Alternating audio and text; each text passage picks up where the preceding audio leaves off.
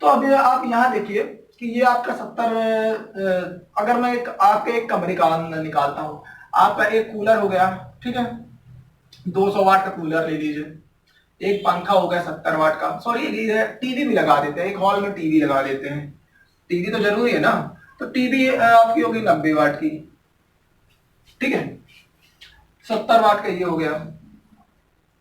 और बल्ब आपके हो गए 5-5 वाट के, मतलब 10 वाट के बल्ब हो गए। और क्या हो सकता है, हो गया इतना ही है। आपके बेडरूम में ज्यादा से ज्यादा इतनी सेवा रहती है, ये पंखा,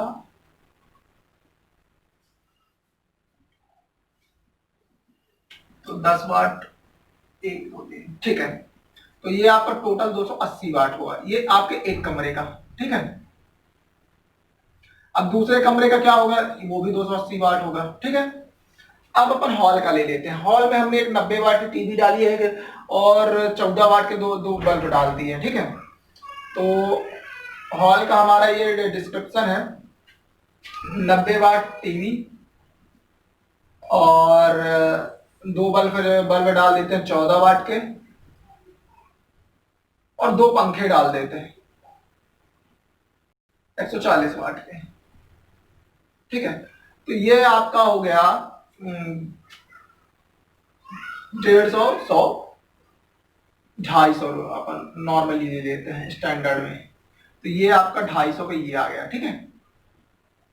अब किचन में आपका 5 वाट का बल्ब यूज होता है। इसके अलावा किचन में अगर आप ग्राइंडर मिक्सर यूज करते हैं, वैसे नॉर्मली मिडिल क्लास स्टैंडर्ड में यूज नहीं होता है, तो 5 वाट का यहाँ, 3-3 वाट के उधर वाले, तो 5 6 5 11 मतलब 15 वाट आप मैक्सिमम लगा लीजिए, 15 वाट का, 6 5 11 10 वाट ही ले लेते हैं, ठीक है।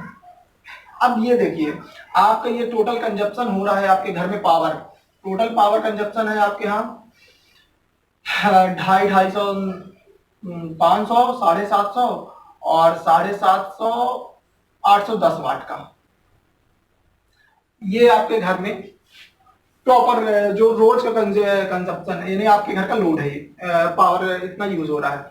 अब आप अगर देख लेते हो कि हमारे घर में एक मोटर वगैरह भी है, पंप का भी, जैसे हमने बात किया हुआ था, ठीक है। और एक आपका क्या हो गया, कहाँ गया ये, किचन में अपन एक फ्रिज लगा देते हैं, ठीक है। फ्रिज 150 से 200 वाट का होता है, रेफ्रिजरेटर सॉरी 150 से 200 वाट। और ये आपका वॉशिंग मशीन होता है 750 वाट। तो अब अपन एक पंप का लगा लेते हैं, पंप आपका 346 वाट का हो गया। रेफ्रिजरेटर आपका ले लीजिए 200 वाट का, तो आपका यहाँ हो गया 150 200, अगर इनका आराम से आप ले लोगे 500 वाट, तो आप यहाँ पर ले लोगे 8 5 1300 वाट, ठीक है। आपके घर का कुल लोड हो गया 1300 वाट। अब हमको पता है कि हमारे घर में 1300 वाट का लोड है, ठीक है। तो मैं पहले एक नॉर्मल सिंपल तरीके से आपको बताता हूं कि 1300 वाट के लोड में हम क्या करते हैं। हमारा पावर है 1300 वाट का, ठीक है। अगर हम नॉर्मली इसी लोड में, मतलब ये लोड अगर हम परमानेंट यूज करते हैं तो उसका हम बताते हैं आपको। तो पावर आपका ये हो गया, तो हम इसको पहले करंट निकालेंगे। तो करंट आपका पहले वोल्टेज सप्लाई आपके यहाँ कितना होगी, 220 230, तो अपन 220 का भी ले सकते हैं, 230 का भी ले सकते हैं, तो आप तो वोल्टेज में चाहे जितना जो ले लो, ठीक है।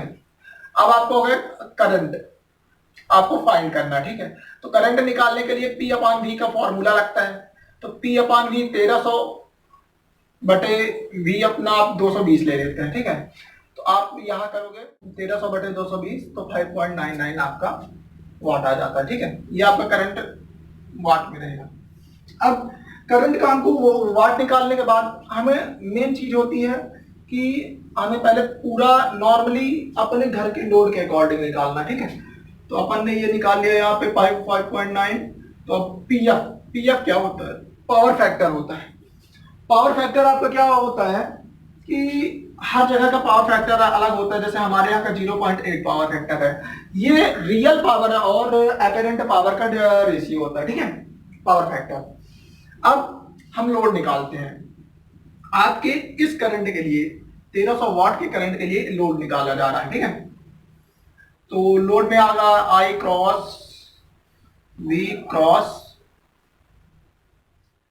Power factor. ठीक है, तो आई आपको कितना है 5.909 गुणे लोड 220 230 कुछ भी ले सकते हैं, 0.8 का पावर फैक्टर ले लिए 1039.984 वाट। ठीक है, चूंकि वाट को हमको किलोवाट में बदलना होता है